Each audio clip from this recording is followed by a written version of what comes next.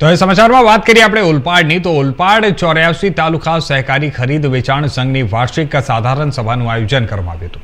સભામાં સંઘના કાર્ય, વિકાસ અને ખેડૂતોને આપવામાં આવતી સેવાઓ અંગે વિસ્તૃત ચર્ચા કરવામાં આવી હતી। સંઘ દ્વારા ખેડૂતોના હિતને ધ્યાનમાં રાખી 20% ડિવિડન્ડની જાહેરાત કરવામાં આવી, જેના કારણે ખેડૂતોમાં ખુશીની લાગણી જોવા મળી હતી। જણાવી દઈએ કે ઓલપાડ 84 તાલુકા સહકારી ખરીદ વેચાણ સંઘ છેલ્લા 75 વર્ષથી વધુ સમયથી કાર્યરત છે અને ઓલપાડ તથા 84 તાલુકાના 20,000થી વધુ ખેડૂતોને રાસાયણિક ખાતર તેમજ જીવન જરૂરી ચીજ વસ્તુઓ ઉપલબ્ધ કરાવી રહ્યો છે। સંઘના આગેવાનોએ જણાવ્યું હતું કે ભવિષ્યમાં પણ ખેડૂતોને વધુ સારી અને ગુણવત્તાયુક્ત સેવાઓ પૂરી પાડવા માટે સંઘ પ્રતિબદ્ધ રહેશે।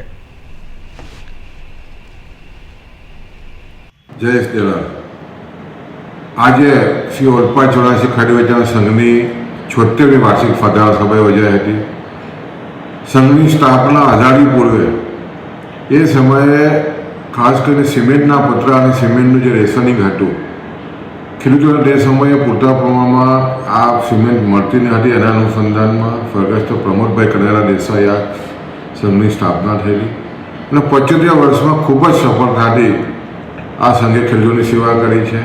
આ વર્ષે પણ ખેડૂતોને 20% ડિવિડન્ડની જાહેરાત થઈ છે અને ખાસ કરીને જ્યારે ખેડૂતોને રાસાયણિક ખાતરની પૂરતી માંગમાં જે અવ્યવસ્થા થાય છે એવા સમયે લગભગ તાલુકાના 84 અને ઓલપાડના 20,000 જેટલી વધારે ખેડૂતોને રાસાયણિક ખાતર આપવામાં આ સંઘ ખૂબ જ સફળતાથી આગળ આવ્યું છે।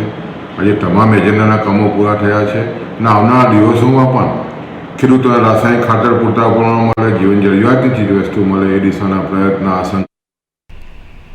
તો હવે સમાચારમાં આગળ વાત કરીએ આપણે તો અમેરિકા